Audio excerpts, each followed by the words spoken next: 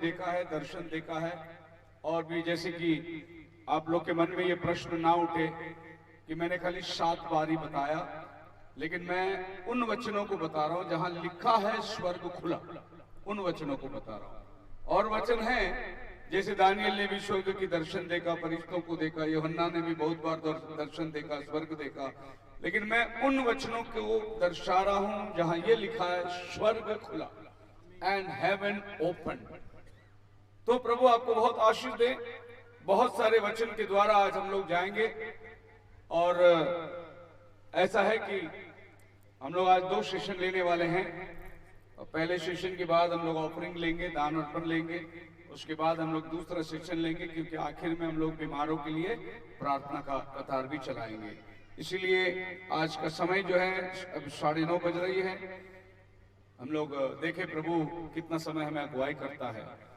तो नया करार में पहली बार जब स्वर्ग खुली, वो है लूका रचित सुसमाचार में प्रभु यीशु मसीह का जन्म का संदेश ये धरती पे उतर के आया। बाइबल कहती है 2 अध्याय का 14 वचन में, glory to God in highest, ऊंचाई पर परमेश्वर की महिमा और धरती पर शांति हो। यीशु मसीह का जन्म ये धरती पर शांति को लेकर आया है। यीशु मसीह शांति का पैगाम है। ये धरती आज शांति के लिए तरस रही है। ये धरती में अगर जगह जगह आप देखेंगे लोग परेशान हैं, युद्ध, लड़ाई, मरी, इस प्रकार के अनेक आफतों से ये धरती परेशान है। लोगों के पास इसका इलाज नहीं है, परंतु बाइबल कहता है कि यीशु मसीह शांति का दाता है। यदि आज ये संसार को शांति चाहिए तो इसको यीशु मसीह चाहिए। अगर यीशु मसीह के पास आए तो निश्चय हर एक को शांति मिलेगी, क्योंकि बाइबल कहता है वो शांति का राजकुमार है। तो जब यीशु मसीह धरती में पैदा हुआ तो आसमान से यही संदेश आया कि धरती में शांति, आसमान में परमेश्वर की महिमा हो। बोलो हालेलुया। और जिन जिन के जीवन में प्रभु यीशु मसीह का जन्म हुआ है, आज उनका जीवन में शांति है। हम एक समय में भटके हुए लोग थे, लेकिन आज जब प्रभु हमारे विराजमान हुआ तब से हम प्रभु की शांति में चल रहे हैं। अब परमेश्वर हमें उस झरने के पास ले चल रहा है जो गड़बड़ी का नहीं, बाइबल कहता है शांत पानी के पास वो हमें ले चलता है। नहीं, यहोवा मेरा चरवाहा है, मुझे कुछ घटी ना होगी। उसमें दाऊद कहता है वो मुझे स्टिल वाटर के पास ले जाता है। स्टिल वाटर, अब एक चरवाहा बकरियों को ले जाएगा पानी पिलाने, वो वहां नहीं ले जाएगा जहां पानी का दबदबा गिरता है, वो वहां ले जाएगा जहां पानी शांत होती है। हालेलुया। तो प्रभु भी हमें शांत जल में लेके चलता है। तो हम देखते हैं बाइबल के अंदर आसमान में गीत गाने लगे फरिश्ते कि धरती पर शांति हो। ये धरती पर शांति का पैगाम आया है, ये धरती पर शांति का दूत आया है, इसके लिए फरिश्ते गीत गा रहे हैं। और आसमान पर क्या है? परमेश्वर की महिमा है। क्या देवदूत लोग गीत गाते हैं? बाइबल हमें बतलाती है। थोड़ा आगे हम जाएंगे, प्रकाशित वाक्य उसके 5 अध्याय और उसका 8 वचन में, जब यूहन्ना आसमान की दृष्टि को देखता है तो एक अद्भुत काम वो देखता है। वहां पर एक सिंहासन है, उस सिंहासन पे से वो किताब लेने के लिए एक मेमना तैयार हुआ, और वो मेमना लहूलुहान है, वो बद्ध किया हुआ मेमना है, यानी मार खाया हुआ मेमना है। और उसके अलावा कोई वो किताब को खोल नहीं सकता, परंतु उस पर दृष्टि भी नहीं डाल सकता। उस समय के अंदर हम क्या देखते हैं कि 24 प्रचंड का जो सिंहासन लगी हुई है, इर्द गिर्द 12 सिंहासन, बीच में 4 प्राणी हैं। जो पहला प्राणी जो है सिंह के समान, दूसरा बछड़े के समान, तीसरा प्राणी जो है मनुष्य के समान, चौथा प्राणी उड़ते हुए उकाब के समान। ये 4 प्राणी ये सिंहासन के बीच में सिंहासन की रखवाली कर रहे हैं। अब हम क्या देखते हैं कि जब ये मेमना आया उस किताब को लेने के लिए, तो ये 24 प्राणी अपने जगह से उठे और प्राचीन, और ये 4 मेमने ये प्रभु के सामने औंधे मुंह गिरकर अपने मुकुट को उसके सामने फेंकते उन्होंने एक नया गीत गाया करके बाइबल कहता है। और वो गीत है, योग्य केवल तू, योग्य केवल तू, केवल तू ही है जो योग्य, जो हमारा नाम को जीवन की किताब में हमें प्रकट कर सकता है। तेरे सिवा और कोई नहीं, यीशु के सिवा कोई जो उद्धार करता जगत में नहीं है। आसमान जमीन में एक ही नाम है, तो ये गहना गीत आसमान पर हो रही है, यूहन्ना इसको देख रहा है। वही आसमान की गीत धरती पर उतर कर आई जब स्वर्ग खुल गया, धरती पर यीशु मसीह आया। अब देखिए यीशु मसीह का जन्म और वो गीत दोनों ये बता रहा है कि धरती पर शांति है और परमेश्वर की महिमा स्वर्ग में होता रहे। बोलो हालेलुया। सो प्रभु यीशु मसीह का जन्म में पहली बार नया करार में स्वर्ग खुली। दूसरी बार बाइबल के अंदर स्वर्ग खुली नया नियम के अंदर आप पढ़ सकते हैं मरकुस की किताब, उसका पहली अध्याय 10 और 11 वचन। मरकुस पहली अध्याय 10 और 11 वचन। जब यीशु मसीह पानी में से बपतिस्मा लेकर बाहर निकला तो स्वर्ग खुल गया और पानी विचों निकलदे सार उन्हें आकाश ਨੂੰ ਖੋਲਦਿਆਂ ਅਤੇ आत्मा ਨੂੰ ਆਪਣੇ ਉੱਤੇ कबूतर ਦੀ ਨਿਆਈ उतरदਿਆਂ देखा।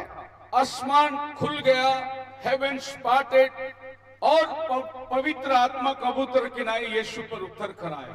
ये दूसरी बार नया करार के अंदर स्वर्ग खुल गया। अब की बार स्वर्ग जब खुला तो पवित्र आत्मा नीचे उतर कर यीशु मसीह को अभिषेक करने के लिए आ रहा है।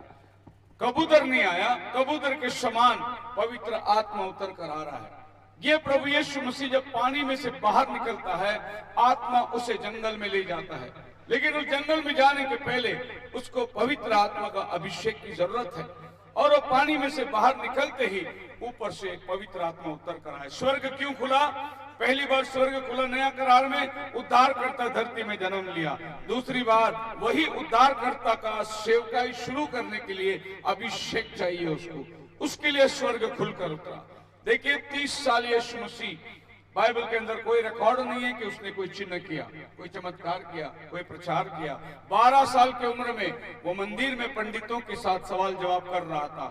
उसके बाद 12 साल के बाद सीधे 30 साल के समय वो पानी में बपतिस्मा देने के लिए आ रहा है। तो ये 12 साल से 30 साल तक 18 साल यीशु मसीह के जीवन का वर्णन बाइबल में कहीं पर नहीं है।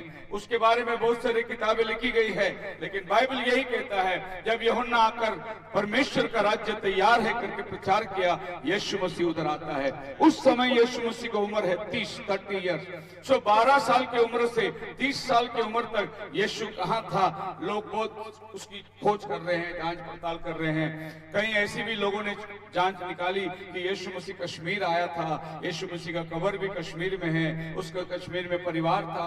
अनेक बातें इसके ऊपर काल्पनिक कर रही है, लेकिन एक बात आप ध्यान में रखना, जहां बाइबल शांत है उधर आप भी शांत रहो। जिधर बाइबल बोलती है उधर आप बोलो। लोगों की आदत पड़ गई है, जिधर बाइबल नहीं बोलती उधर ये बोलना शुरू कर देते हैं, और ये एक कदम बाइबल के आगे जाना चाहते हैं। तर्क वितर्क उसी में करो जिसके बारे में नबी ने कुछ बताया हो। अगर नबी ने ना बताया हो तो उसके ऊपर तर्क वितर्क मत करो। अच्छा, नबी नीला शर्ट पहनता था करके मैं भी नीला शर्ट पहनेगा, इसमें कोई मतलब है नहीं। नबी काला पैंट पहनता था इसके लिए मैं भी काला पैंट पहनेगा, ऐसा कोई मतलब है नहीं। नबी ने जो संदेश दिया उतना ही मानो। नबी क्या खाता था? पिज्जा खाता था, तुम भी रोटी छोड़कर पिज्जा खाओगे। नबी क्या खाता था तुम खाते हो, इसीलिए क्योंकि हम नबी का संदेश मानते हैं। भाई नबी नबी नबी नबी लोगों की भरमाट के अंदर लोग चले गए हैं और लोगों को ये कहने का मजबूर कर दिया है कि ये लोग ब्रहणामाइट हो चुके हैं।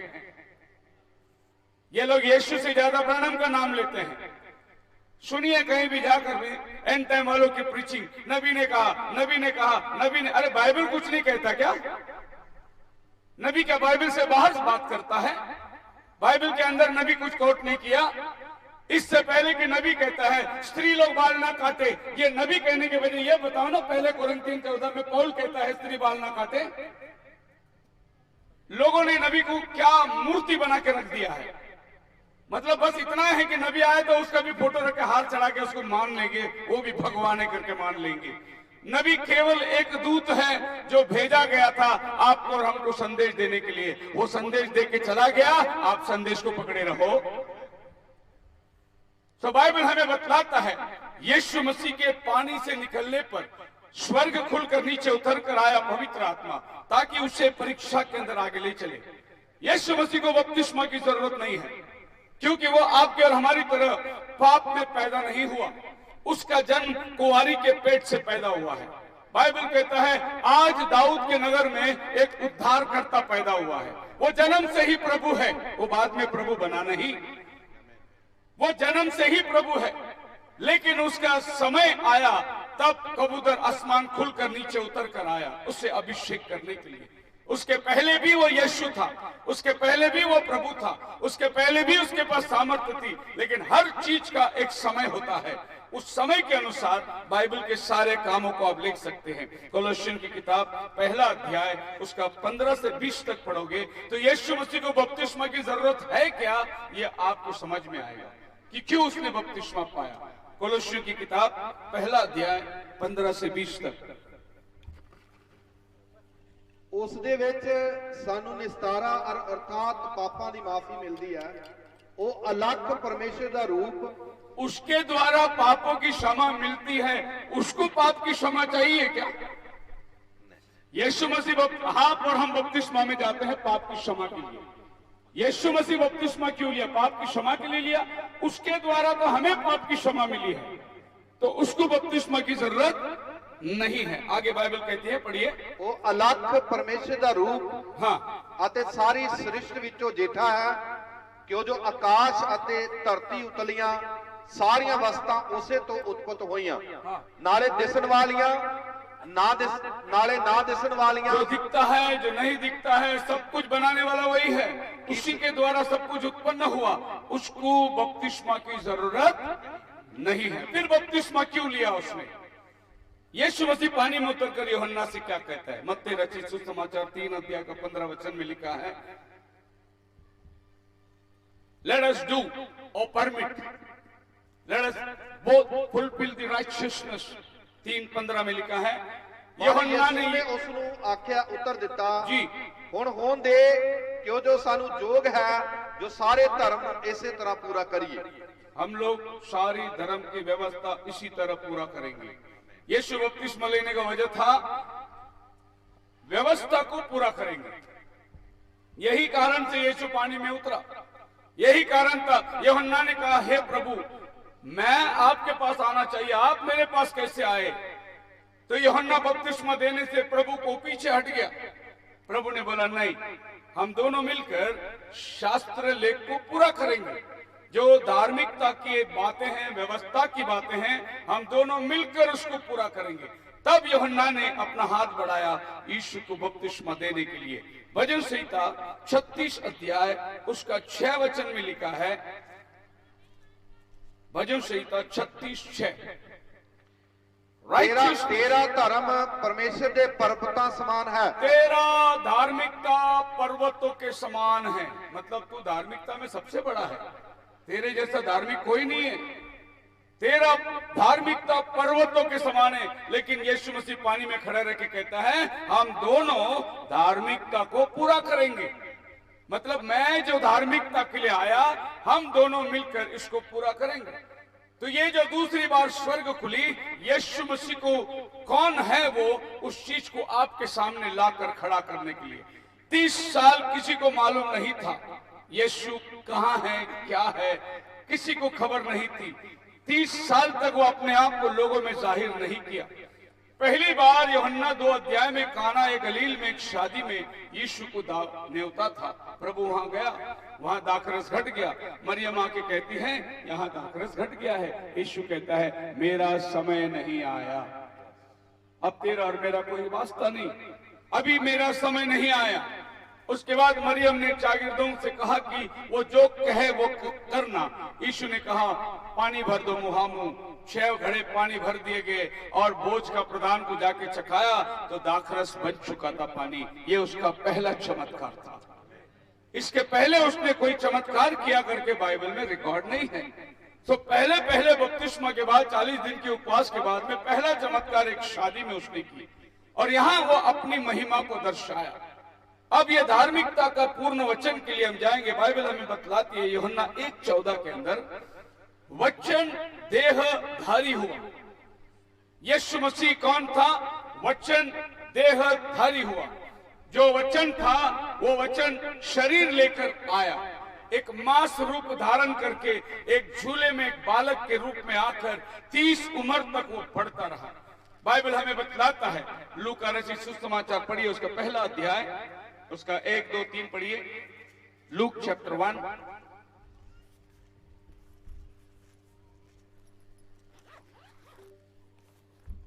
जिस हाल ਵਿੱਚ ਬਹੁਤਿਆਂ ਨੇ ਉਹਨਾਂ ਗੱਲਾਂ ਦਾ ਵਿਰਤਾਂਤ ਲਿਖਣ ਨੂੰ ਲੱਕ ਬੰਨਿਆ हाँ ਜੋ ਸਾਡੇ ਵਿੱਚ ਪੂਰੀਆਂ ਹੋਈਆਂ ਹਨ जी। ਜਿਵੇਂ ਉਹਨਾਂ ਨੇ ਸਾਨੂੰ ਸੌਂਪਿਆ ਜਿਹੜੇ ਮੁੱਢੋਂ ਅਸੀਂ ਆਪਣੀ ਅੱਖੀਂ ਵੇਖਣ ਵਾਲੇ ਅਤੇ ਬਚਨ ਦੇ ਸੇਵਕ ਸਾਂ। हे सर्व उपमा जोग थियोफिलस, दो में लिखा है who from the beginning were eyewitnesses and ministers of the word delivered them। जो लोग यीशु की जीवन की साक्षी थे, मतलब अपने आंखों से देखे थे। लूक जो है वो यीशु को आंखों से नहीं देखा, लेकिन इसने जो यीशु के बारे में लिखी है ये उनसे लिखा पूछकर जो यीशु को आंखों से देखे थे। अब वो क्या लिखता है, पढ़िए प्रेरितों के काम उसकी पहली अध्याय। अब लूक और प्रेरित ये दोनों एक ही आदमी ने लिखा हुआ किताब है। और लूक जो है, हाँ, हे थियोफिलस, मैं वो पहली पोथी ਉਹਨਾਂ ਸਾਰੀਆਂ ਗੱਲਾਂ ਦੇ ਵਿਖੇ ਉਚਰੀ ਜਿਹੜੀਆਂ ਯਿਸੂ ਕਰਨ ਅਤੇ ਸਿਖਾਉਣ ਲੱਗਾ उस दिन तीकर। क्या लिखा है, हे थियोफिलस, यीशु जो करता था और सिखाता था। क्या लिखा है, बराबर ऐसे। हे थियोफिलस, मैं वो पहली पोथी ਉਹਨਾਂ ਸਾਰੀਆਂ ਗੱਲਾਂ ਦੇ ਵਿਖੇ ਉਚਰੀ ਜਿਹੜੀਆਂ ਯਿਸੂ ਕਰਨ ਅਤੇ ਸਿਖਾਉਣ ਲੱਗਾ। पहला यीशु करके बताया, बाद में सिखाने को गया। पहला यीशु जी के दिखाया, बाद में सिखाने को गया। हम लोग पहला सिखाने को जाते, जीना बाद में सोचते। पहला आपको जीना है। यीशु मसीह कितना साल जिया, 30 साल। कितना साल, 30 साल। प्रचार कितना साल किया, 3 साल। हम लोग 3 साल सीख के आते हैं, 30 साल प्रचार करते हैं। यीशु मसीह 30 साल सीखा और 3 साल खाली उसने प्रचार किया। बोलो हालेलुया। अब यहां पर हम देखते हैं कि यीशु की धार्मिकता कितना अद्भुत है। 30 साल यीशु मसीह अपने घर में, सुनिए विश्वासी बच्चे, यीशु मसीह के घर में मरियम, उसकी 2 बहनें, 4 भाई, कुल मिलाकर 7 लोग थे घर पे। अब घर में 6 बच्चे हैं, यीशु पकड़कर 7 हैं, 6 बच्चे।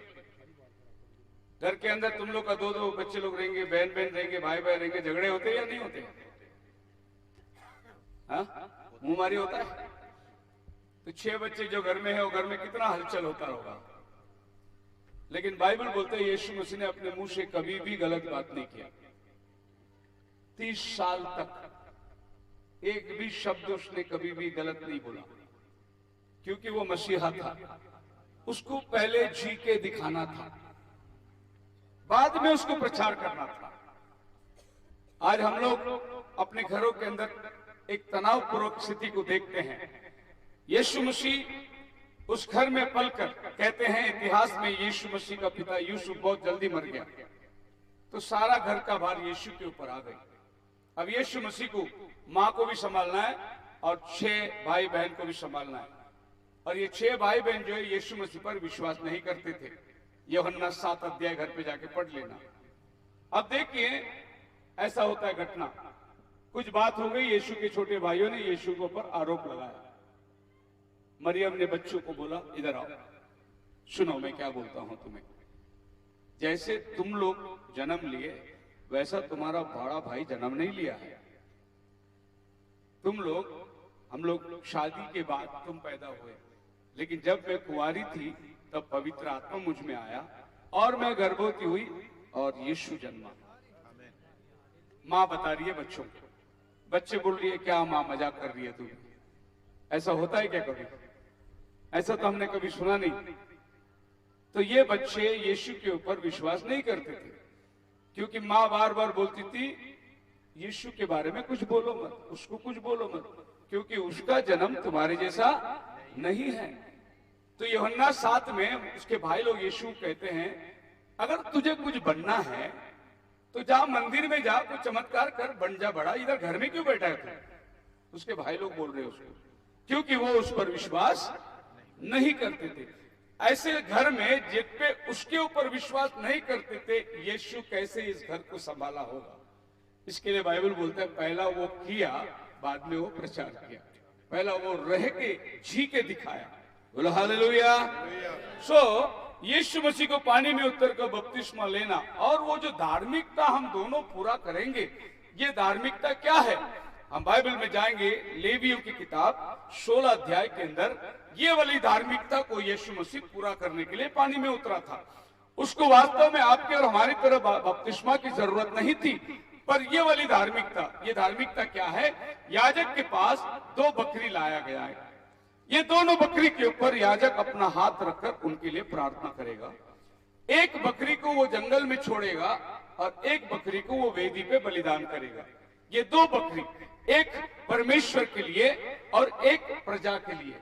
जो जंगल में जाएगा वो समाज के लिए, प्रजा के लिए, लोगों के पाप को लेके जाएगा, और जो वेदी पर बलिदान होगा वो परमेश्वर के लिए होम बलि करके चढ़ाए जाएंगे। इसलिए 2 बकरियों को लाकर उनके लिए प्रार्थना किया जाता था। अब ये 2 बकरी में एक बकरी को याजक जंगल में लेके जाके छोड़ते थे। लेवी 16 अध्याय का 10 वचन। पर वो बकरा हाँ, ਜਿਹਦੇ ਸਿਰ ਉੱਤੇ ਅਜ਼ਾਜ਼ੇਲ ਦਾ ਗੁਣਾ ਪਿਆ, ਸੋ ਯਹੋਵਾ ਦੇ ਅੱਗੇ ਉਸ ਦੇ ਨਾਲ ਪ੍ਰਾਸ਼ਚਿਤ ਕਰਨ ਲਈ ਅਤੇ ਉਸ ਨੂੰ ਛੋਟ ਕਰਕੇ ਉਜਾੜ ਵਿੱਚ ਛੱਡਣ ਲਈ ਜਿਉਂਦਾ ਧਰਿਆ। उसको लेकर जंगल में जाके छोड़ना है। एक बकरी को जंगल में जाके छोड़ना है। उसके ऊपर याजक प्रार्थना करेगा, समाज के पाप उसके सर पे धरेगा और वो एक बकरी को याजक जंगल में छोड़ देगा। एक बकरी को वो मंदिर में बलिदान करेगा, वेदी पर बलिदान करेगा। तो यीशु मसीह अभी परमेश्वर का मेमना बन के आता है। इसका बलिदान का प्रोसेस ऐसा है, याजक इन 2 बकरियों को हाथ रखे, एक को वेदी के लिए और एक को जंगल में छोड़ने के लिए। अब देखिए यीशु मसीह परमेश्वर का मेमना बन के आया। यूहन्ना 1 अध्याय उसका 29 वचन में लिखा है, देखो परमेश्वर का मेमना जो जगत का पाप लेके जाता है। अब यीशु मसीह आया पानी पर। अब यीशु मसीह के ऊपर हाथ रखकर उसके ऊपर जगत का पाप लदना चाहिए। उसके लिए एक याजक की जरूरत है। अब आप देखेंगे यूहन्ना कौन है? जकरयाह का बेटा है। जकरयाह कौन है? याजक था। उसके घर में यूहन्ना का जन्म लिया। सो बाप की सेवा बेटे के ऊपर आती है। अब यूहन्ना पानी पे खड़ा है, यीशु मसीह को देखकर वो पीछे हटता है, लेकिन यीशु कहता है, देख जैसा याजक वहां बकरी के सर पर हाथ रखकर पाप रखता था, ऐसा भी तू मेरे सर पे हाथ रख और वो जगत का पाप मेरे। क्योंकि ऐलान क्या हुआ? जगत का पाप उठा ले जाने वाला मेमना। तो यीशु मसीह जगत का पाप उठा ले जाने के लिए पानी में उतर कर आता है। यूहन्ना उस पर हाथ रखकर उसके लिए प्रार्थना करता है और यह जगत का पाप उसके कंधे पर रखता है। और वो बकरी जैसे पानी से बाहर निकली, बाइबल क्या कहती है? पढ़िए, मत्ती 4:1, मैथ्यू चैप्टर 4 वर्स 1।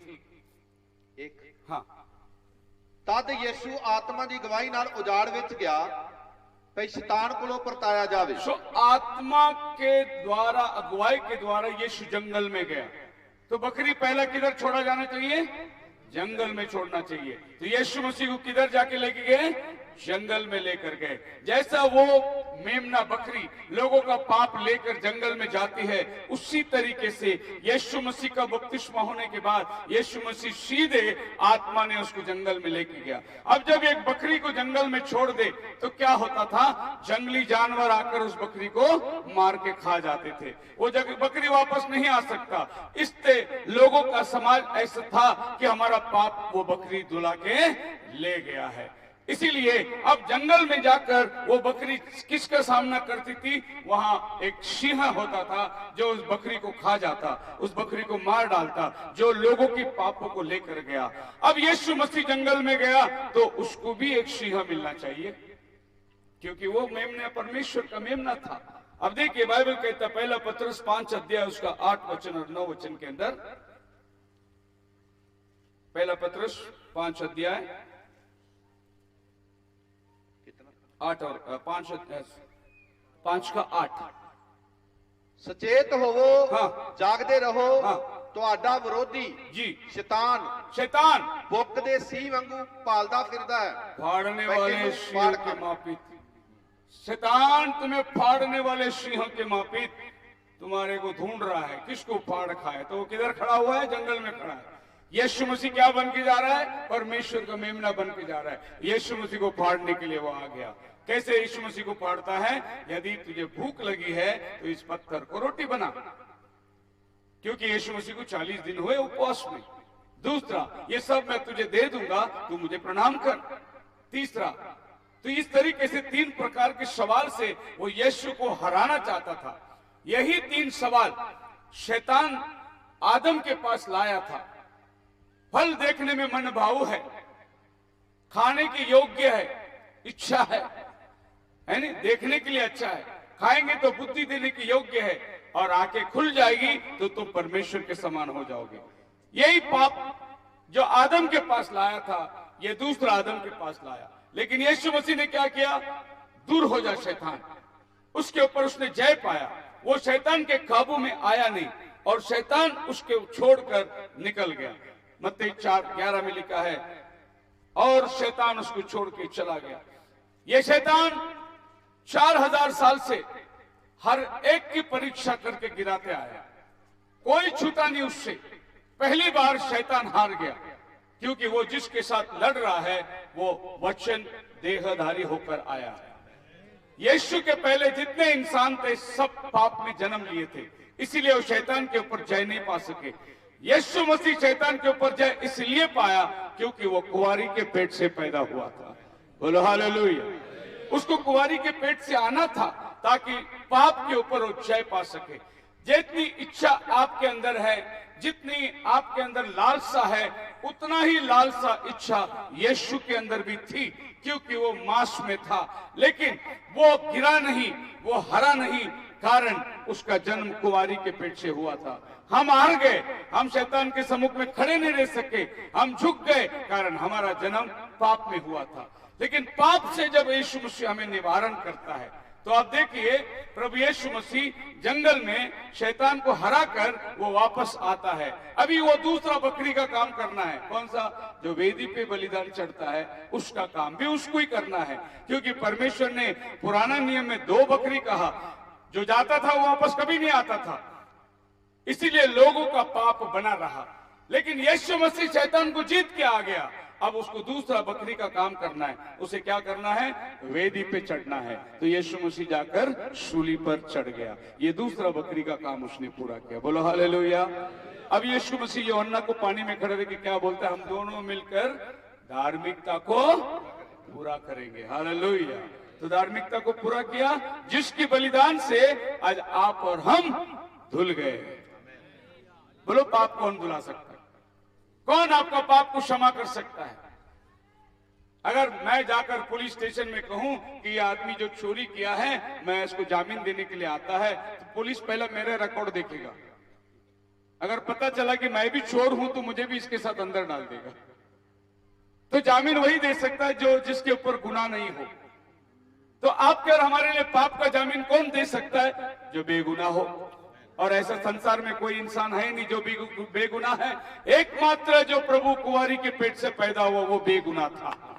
उसके अंदर जो लहू था वो आपके और हमारी तरह गुनाहों का लहू नहीं था। पढ़िए यूहन्ना की पहली अध्याय उसका 13 वचन में लिखा है, वो ना तो लहू से ना शरीर की इच्छा से, परंतु वो परमेश्वर से उत्पन्न हुआ है। यीशु मसीह आपके हमारी तरह शारीरिक इच्छा में पैदा नहीं हुआ। 1:13 यूहन्ना 1:13। हाँ, जॉन चैप्टर 1 वर्स 13 मिला।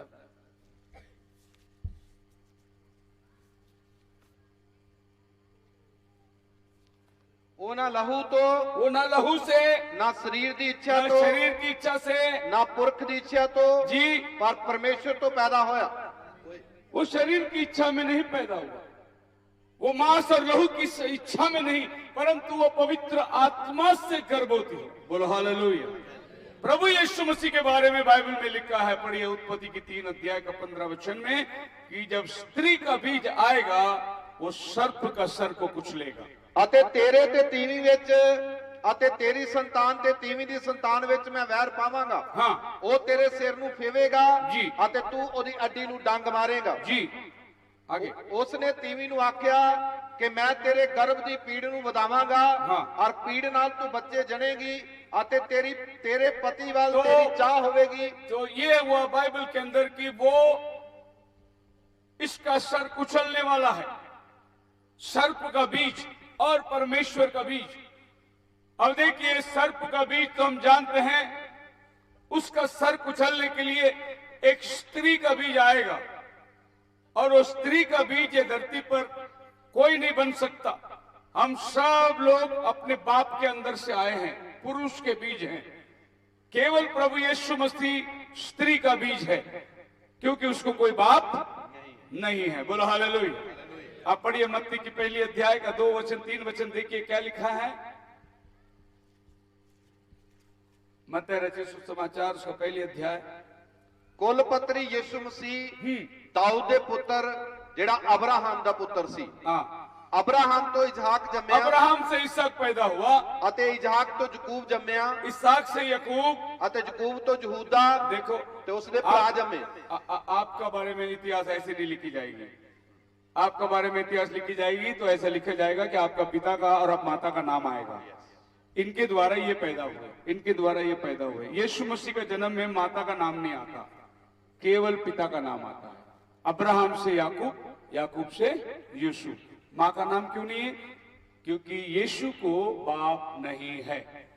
इसीलिए वो 18 वचन में आप आएंगे, उसी 1 का 18 में मत्ती का, ਯਿਸੂ ਮਸੀਹ ਦਾ ਜਨਮ ਇਉਂ ਹੋਇਆ। यीशु मसीह का जन्म ऐसा हुआ। देखो इसके पहले कैसे लिखा है, अब्राहम का जन्म कैसा हुआ, ईसा का जन्म कैसा हुआ, ये पूरी वंशावली 14 पीढ़ी की जन्म, 14 पीढ़ी 42 पीढ़ी आगे गुजर के चली गई। अब आता है, बाइबल कहता है यीशु का जन्म किस प्रकार हुआ। जब यूसुफ मरियम के पास आने के पहले पवित्र आत्मा ने मरियम को पकड़ लिया। बोलो हालेलुया। ਹਾਲੇਲੂਇਆ। क्योंकि यूसुफ मरियम के पास आए तो मरियम अशुद्ध हो जाएगी, फिर यीशु मसीह स्त्री का बीज नहीं बन सकता। तो यूसुफ का मंगनी हुआ था, और जब उसे पता चला मरियम गर्भवती है, उसने उसको छोड़ना चाहा।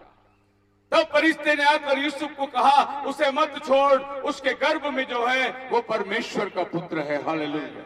फिर जाकर यूसुफ मरियम को अपनाया, और फिर जाकर यीशु मसीह का जन्म हुआ। यीशु के जन्म के बाद मरियम के और भी बच्चे हुए हैं, जो यूसुफ के मरियम के संबंध में हुए, जिनका 4 भाइयों का नाम मरकुस की 6वें अध्याय में 4 वचन में लिखा हुआ है। इसके लिए मरियम पवित्र नहीं बन पाई। मरियम पवित्र बनने के लिए उसको बपतिस्मा लेना पड़ा पेंतीकोस्त का दिन, प्रभु यीशु मसीह के नाम से। बोलो हालेलुया। यीशु मसीह ऊपरी कोठरी में जो लोग थे सभी पवित्र आत्मा से भर गए। मरियम को भी आत्मा से भरना पड़ा, मरियम को भी पाप की क्षमा के लिए बपतिस्मा लेना पड़ा, क्योंकि वो शादी की जिंदगी में यीशु के जन्म के बाद जिए हैं। सो मसीह में मेरे प्रिय लोगों, जब ये दूसरी बार आसमान से खुली तो आपका और मेरा उद्धार का प्लान चला आया।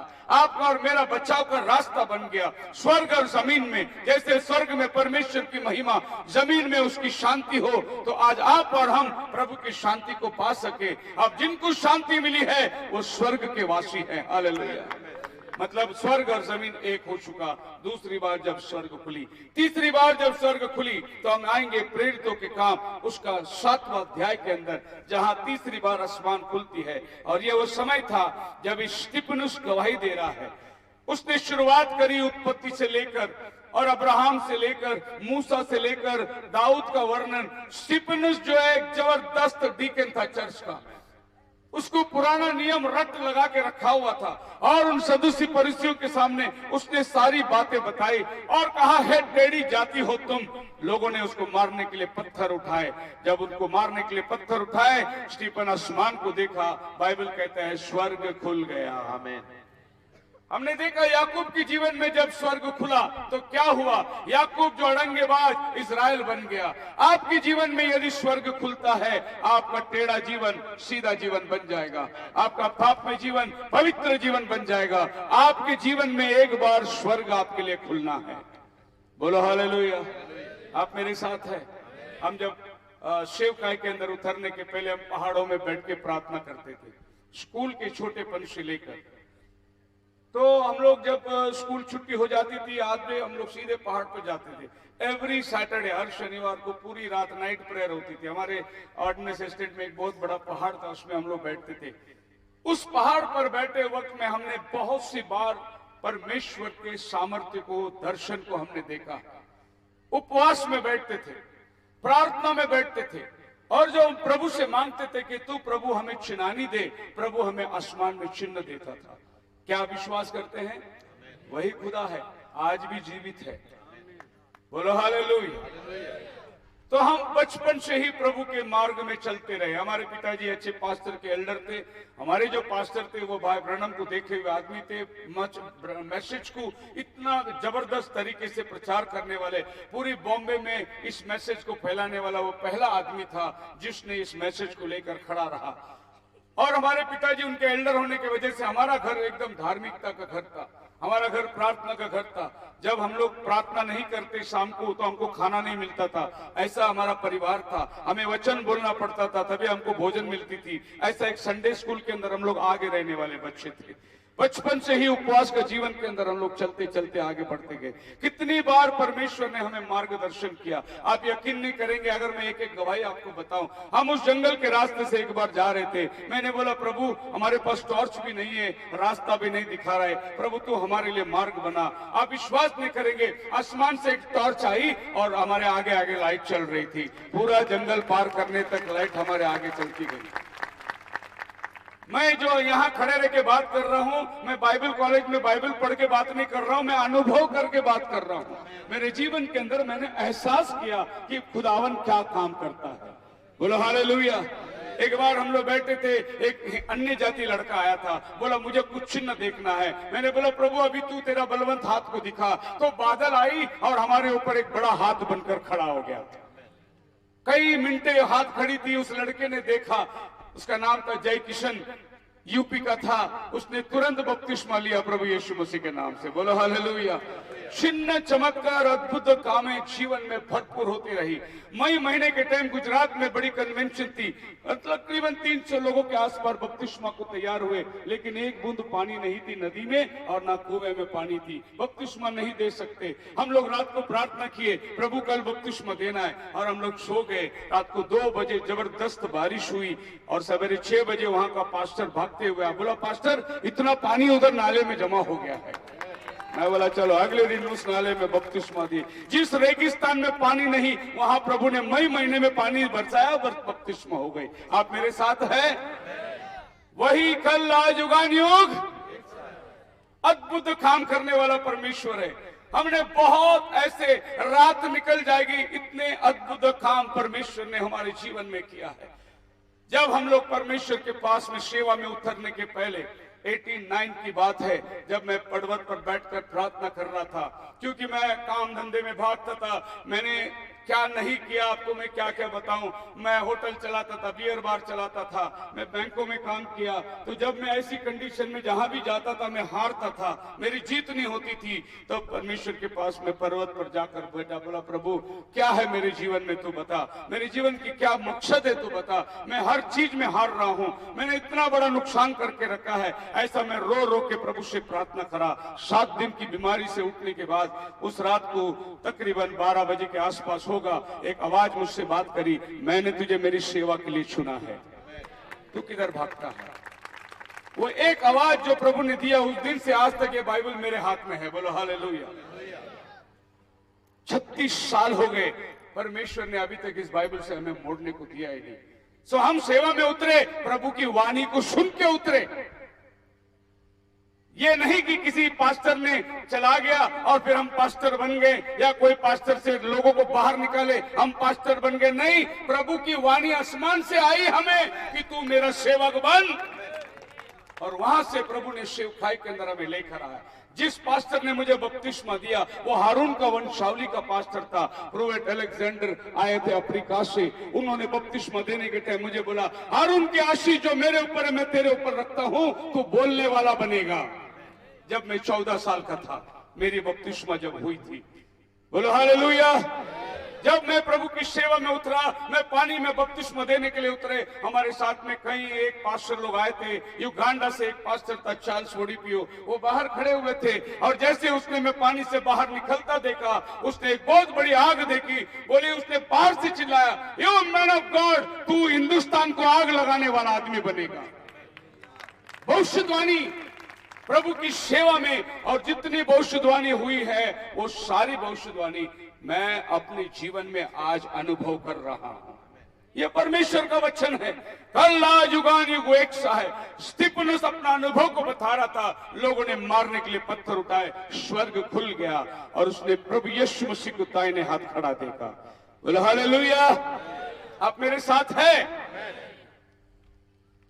फिर स्वर्ग क्यों स्टीफन के समय में खुल गई? परमेश्वर हमें कुछ सिखाना चाहता है। यह है कि अगर मेरा वफादार सेवक बनके तू रहेगा, अगर तू ईमानदारी वफादारी से मेरा वचन का सेवा करेगा, प्रचार करेगा, जब तू स्वर्ग की यात्रा में आएगा, जब तेरा अंतिम समय होगा, आसमान खुलेगी, तुझे लेने के लिए फरिश्ते आके खड़े हो जाएंगे। संतों का भाग्य। एक पापी जब भी मरता है, कहता है देखो वहां कोई काला परछाई आ रही है, यहाँ भैंस आ रहा है, वहां यमराज आ रहा है, जब एक पापी मरता है। लेकिन एक संत मरता है, वो कहता है देवदूत लोग आए मुझे लेने के लिए। ये संतों की गवाही है। हमारे पास एक पास्टर विश्व विक्टर जादव थे, जिन्होंने भाई ब्रनम को इंडिया में बुलाया था। उसके अंतिम दिनों की गवाही आप सुनिए क्या कहता है। वो मरने का टाइम आ गया, अपने बच्चों को बोला, सभी बेटे नाते पोतों को बुला लो, मैं शाम को 5 बजे जाने वाला हूं। ऐसा उसने एक समय दिया और उसके पूरे परिवार चल के आ गए। सारे परिवार इकट्ठे हो गए और उसने जाके सबको हाथ मिलाया और प्रार्थना किया और पलंग पर सोया। बोला कि मेरे को लेने के लिए देवदूत लोग, संत लोग आए हैं, और ऐसे सो के प्राण छोड़ दिया उसने। प्रभु के संत लोग मौत को नहीं डरते, क्योंकि उन्हें लेने के लिए फरिश्ता उतर कर आता है। ब्रदर ब्रैनम अपनी गवाही के अंदर एक गवाही देता है। एक बार वो हॉस्पिटल में प्रार्थना करने को गया। प्रार्थना करने के समय उस बाजू में एक और औरत थी, वो कैथलिक औरत थी। उसने ब्रदर ब्रैनम को देखा, उसने पर्दा जोर से खींचा, ऐसा बोला कि मुझे नहीं इसकी प्रार्थना सुननी है। और यह आदमी के लिए प्रार्थना करके ब्रदर ब्रैनम चला गया। यह आदमी ठीक हो गया, वो औरत मरने के बिछाने पे आ गई। अब वो तड़प रही है, चीख रही है, बोलते हो खुदा का बंदे को बुलाओ मेरे को पीड़ा में से उठाने के लिए। नबी बोला, तेरा कृपा का समय चला गया है, अब मैं तेरा कुछ नहीं बिगाड़ सकता, तेरा कुछ भला नहीं कर सकता, क्योंकि तूने उस दिन तेरे पास आया हुआ अनुग्रह को ठुकराया। नबी ने देखा कि वो औरत चीखते हुए जा रही है, उसको दुष्ट आत्मा पकड़कर साकली बांधकर खींच के लेके जा रहे हैं। शैतान आकर उसको अधोलोक में लेके जा रहा है। लेकिन जब एक संत जाता है, स्वर्ग उसके लिए खुल जाता है। जैसे स्टीफन जाने की तैयारी में आसमान खुल गया और क्या कहता है स्टीफन, हे प्रभु मेरी आत्मा को स्वीकार कर। प्रेरितों के काम 7 अध्याय उसका 59 वचन पढ़िए। ਸੋ ਉਹਨਾਂ ਨੇ ਇਸਤੀਫਾਨ ਨੂੰ ਪਤਰਾ ਕੀਤਾ, ਜੋ ਬੇਨਤੀ ਕਰਦਾ ਅਤੇ ਇਹ ਆਖਦਾ ਸੀ कि हे प्रभु यीशु मेरे आत्मा नु अपने कोल ले ले, मेरे आत्मा को कबूल कर। फिर वो गोडे टेक के ऊपर बोलिया, क्या कहता है, मेरी आत्मा को, आपके भाषा में क्या लिखा है, मेरे आत्मा को कबूल कर। प्रभु यीशु मेरे आत्मा नु अपने कोल ले ले। हाँ, अब मेरे को नहीं समझ में आ रहा है आप क्या पढ़ रहे हैं, लेकिन इसका अर्थ कैसा है मैं समझाता हूं आपको। जैसे अभी ब्रदर है, अभी मैं ब्रदर को बोलता हूं मेरी घड़ी को आप स्वीकार करो, मेरे घड़ी को आप स्वीकार करो। ये स्टीफन बोल रहा है, लेकिन यीशु कैसा बोलता है देखिए, पढ़िए आप यूहन्ना लूक 23 अध्याय 46 वचन। लूक 23:46।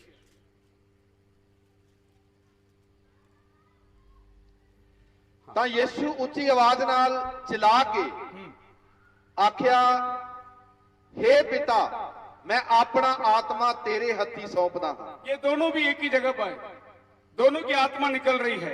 एक स्टीफन है, एक यीशु मसीह है। यीशु मसीह की आत्मा क्रूस पे से निकलती है, स्टीफन पत्थर वार करके मारा जा रहा, वहां से उसकी आत्मा निकलती है। स्टीफन कहता है मेरी आत्मा को कबूल करो, यीशु कहता है मेरी आत्मा को दे रहा हूं।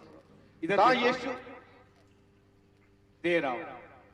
यीशु क्या बोलता है, मैं आत्मा को स्टीफन बोलता है ले लो प्रभु। अब प्रभु के बीच में और स्टीफन के बीच में अंतर समझते आपको? क्यों यीशु मसीह बोला मैं अपनी आत्मा सौंपता हूं, मैं दे रहा हूं? स्टीफन बोलता है प्रभु मैं दे नहीं सकता, मेरे आत्मा को तू कबूल कर ले। क्योंकि पढ़िए यूहन्ना 10 अध्याय उसका 18 वचन।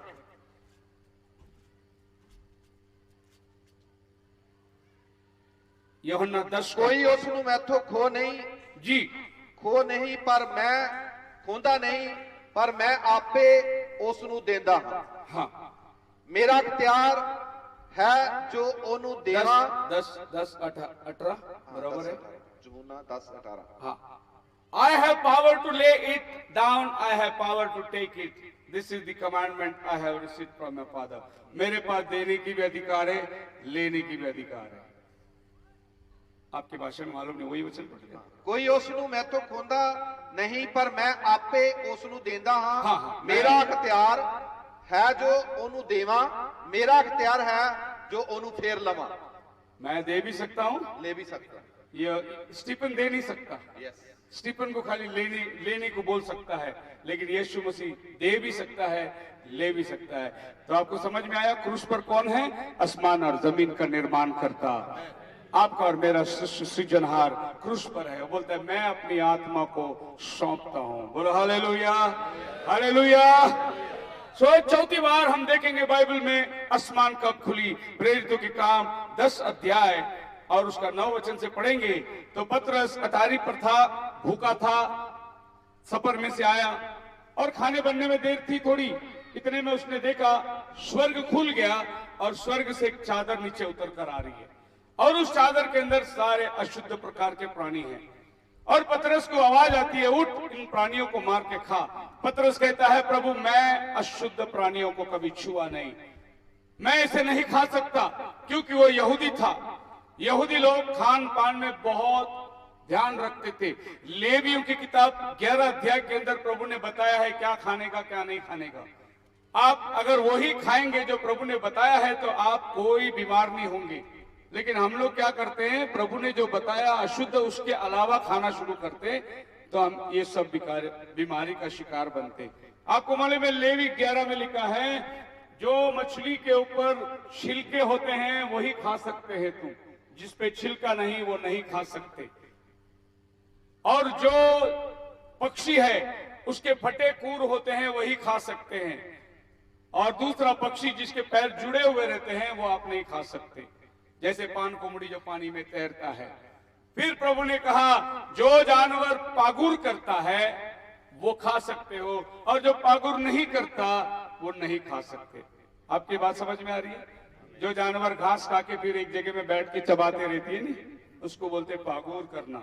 वो वापस घास निकाल के वापस चबा के दूसरे पेट में भेजती है। ये सब शुद्ध प्राणी है। और जो पागुर नहीं करता, क्या नहीं करता? कुत्ता पागुर नहीं करता, गपागप खा लेता है। देखा कभी आपको कुत्ता बैठ के अपने चबा रहा है? नहीं। सुअर पागुर नहीं करता। ये सब तुम्हारे लिए अशुद्ध प्राणी है। तो यहूदी लोग इतने मंत्री, हम ये अशुद्ध प्राणी नहीं खा सकते। एक और आवाज आई, जिसको मैंने पवित्र किया है उसको तू अशुद्ध क्यों कहता है? अब पतरस की बात समझ में आई नहीं, वो दर्शन में उलझा हुआ था। इतने में 2 आदमी खिड़की दरवाजे पर आवाज दिए, पतरस यही है पाहुन? बोले हाँ। बोले पतरस हमें कुरनेलियुस ने भेजा है आपके घर में कि तुझे बुला ले आने के लिए। तब पतरस ने पूछा कौन है कुरनेलियुस? बोले उसने ऐसे ऐसे दर्शन देखा और तेरा नाम उधर आया और तुझे बुलाने के लिए कहा। आत्मा ने पतरस को बुला, उठ के जाओ उनके साथ। अब यहूदी कभी भी अन्य जाति के घर जाता नहीं है, लेकिन अब प्रभु कहता है कि जाओ अन्य जाति के घर। और पतरस उठकर कुरनेलियुस के घर आया। कुरनेलियुस एक सूबेदार था, बहुत रईस आदमी था। एक पलटन यानी इटालियन का पलटन, जो सूबेदार जिसके हाथ के नीचे तकरीबन 100 लोग सिपाही लोग काम करते हैं। और बाइबल उसके बारे में कहता है 10 का 2 वचन के अंदर, वो धर्मी था, वो यहूदियों को दान देता था, वो प्रार्थना करता था, वो परमेश्वर से डरता था। उसके जीवन के अंदर ये धार्मिकता के काम थे। देखिए इतनी बड़ी पोस्ट में होकर भी वो परमेश्वर से डरने वाला आदमी था। बोलो हालेलुया। वो परमेश्वर के साथ में प्रार्थना करने वाला, परिवार के साथ में खुदा के उपस्थिति में बैठने वाला आदमी था। उसकी धार्मिकता को परमेश्वर ने सुना, बोला कुरनेलियुस तेरी भेंट कबूली के लिए आई है, लेकिन परमेश्वर तेरी भेंट को ले नहीं सकता। जब तक तेरा पाप का क्षमा नहीं होता, परमेश्वर वो भेंट को कबूल नहीं कर सकता। तो अब पाप क्षमा के लिए क्या कर, पतरस को बुला, वो जो कुछ कहेगा करना, तू और तेरा घराना उद्धार पाएगा। बोलो हालेलुया। सो देखिए, मैं उंगली में बताता हूं, पूरे कुरनेलियुस 2:10 प्रेषित 10:2। ਉਹ ਧਰਮੀ ਲੋਕ धर्मी ਅਤੇ ਆਪਣੇ ਸਾਰੇ ਟੱਬਰ ਸਣੇ ਪਰਮੇਸ਼ਰ ਦਾ ਭਉ ਕਰਨ ਵਾਲਾ परमेश्वर से डरने वाला, ਅਤੇ ਉਹਨਾਂ ਲੋਕਾਂ ਨੂੰ ਬਹੁਤ ਦਾਨ दान ਦਿੰਦਾ देने वाला, ਅਤੇ ਨਿਤ ਪਰਮੇਸ਼ਰ ਅੱਗੇ ਬੇਨਤੀ ਕਰਦਾ ਸੀ। प्रभु के सम्मुख में 4 चीज उसके जीवन में थी, 5वां चीज की उसकी जीवन की जरूरत थी। और बोला पतरस को बुलाओ, वो तुझे बताएगा। पतरस आया, बोला पश्चाताप कर, पाप की क्षमा के लिए यीशु के नाम में बपतिस्मा ले। 5वां काम भी हो गया, अब उसका दान प्रभु को कबूल होता है। बोलो हालेलुया। सुनिए, जिनका नाम यीशु के बपतिस्मा यीशु के नाम में नहीं हुआ, तुम्हारा दान प्रभु को कबूल नहीं है। यीशु के नाम में पाप का क्षमा हो तो तुम्हारा दान को प्रभु कबूल करता है। बोलो हालेलुया। प्रभु कहते हैं तेरा भेंट आया है मेरे पास, लेकिन मैं नहीं ले सकता उसे। यूहन्ना 9 के अंदर सरूसी परूसी कहते हैं प्रभु पापियों का नहीं सुनता। बिल्कुल सही कहा, वो पापियों का नहीं सुनता।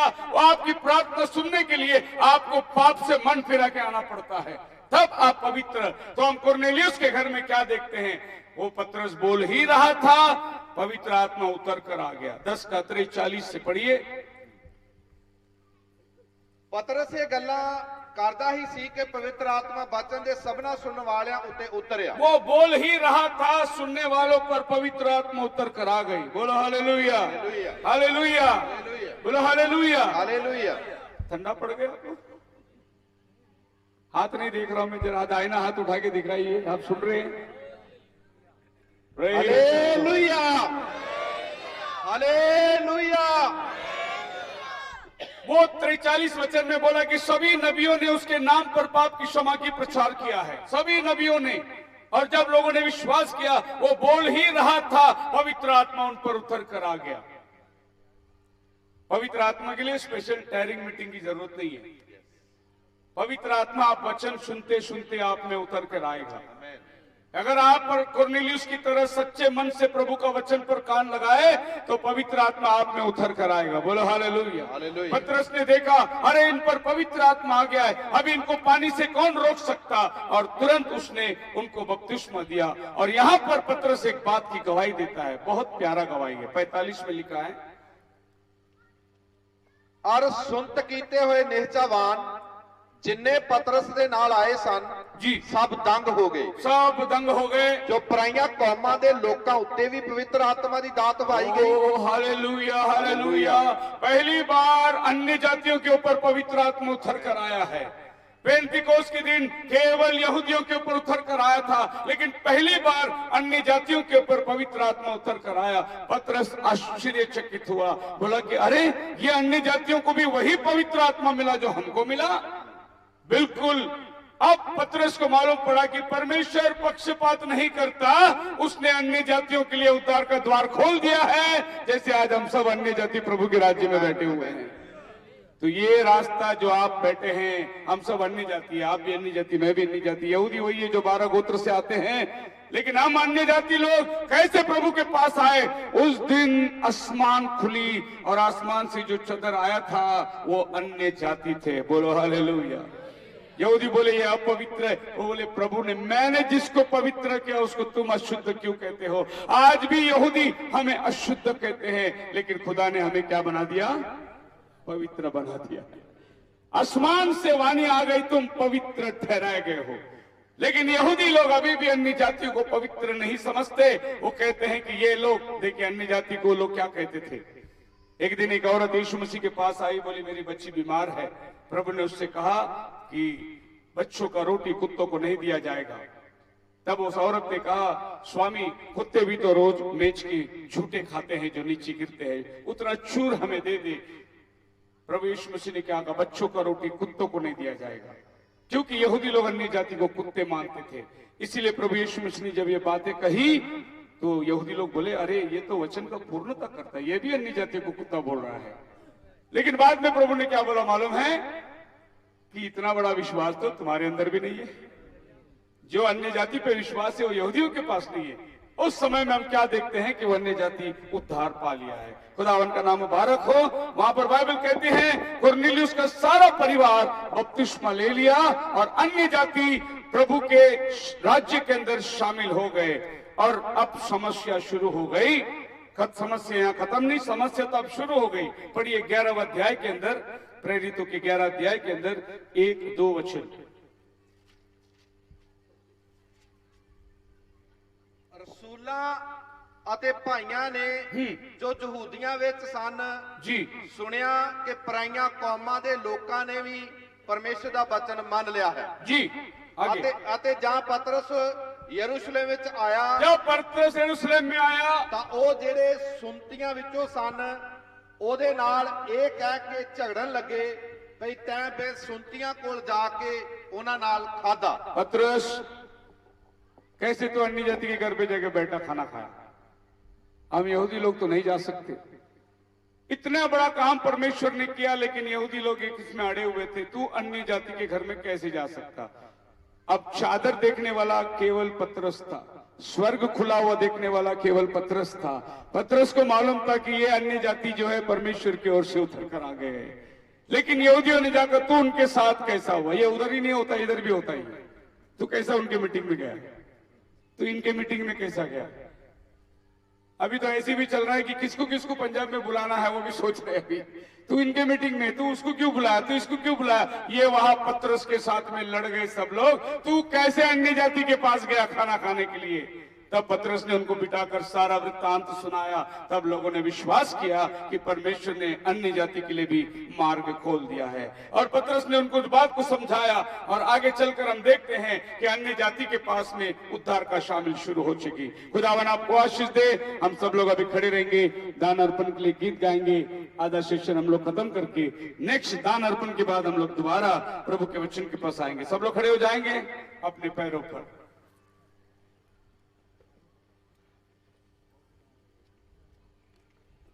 म्यूजिशियन लोग